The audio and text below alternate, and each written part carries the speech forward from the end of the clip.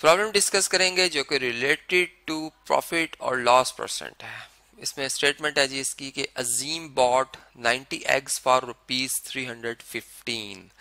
10 eggs were rotten.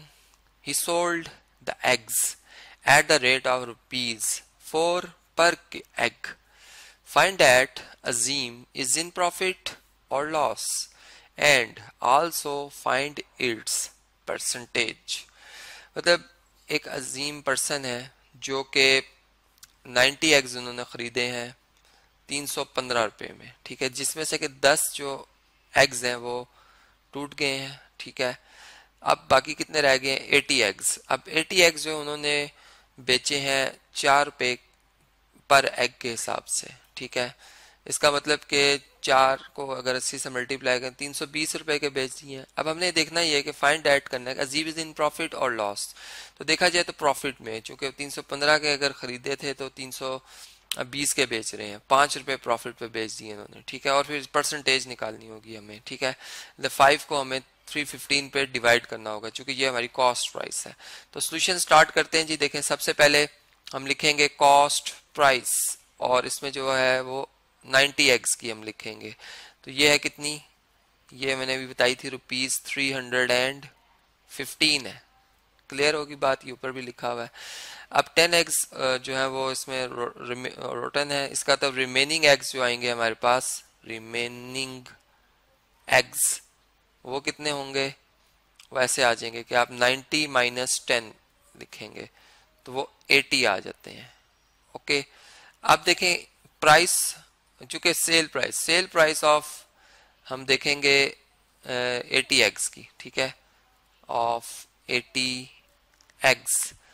और ये कितनी आएगी जी? किस तरह आएगी? 4 रुपीज पर एग है तो 4 से 80 को मल्टीप्लाई कर देंगे, ठीक है। चूंकि अगर एक एग 4 का तो 2 होंगे, 8 के 3 होंगे 12, किस तरह से, तो 4 मल्टीप्लाई बाय 80 ये रुपीज आ जाएंगे हमारे पास, जो कि 320 बनते हैं।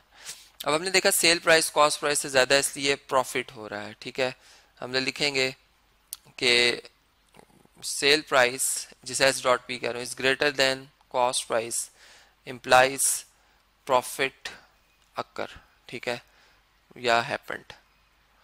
अब प्रॉफिट कैसे फाइंड आउट किया जाएगा? इसको हम अभी कैलकुलेट कर लेते हैं कि sale price minus cost price से।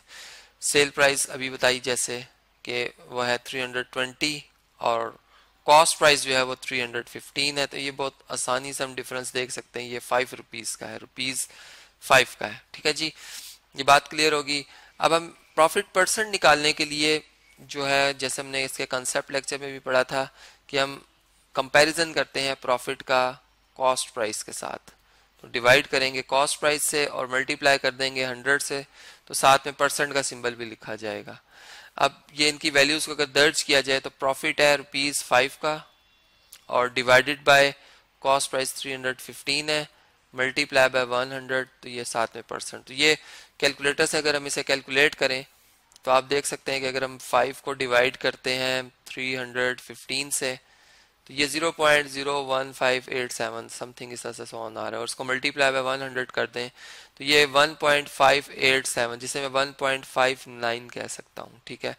तो ये 1.59% जो है उन्हें प्रॉफिट हुआ, यानी एक 100 रुपये पे अप्रॉक्सीमेट 1.59 रुपीज उनको जो है इस पे प्रॉफिट मिल रहा है।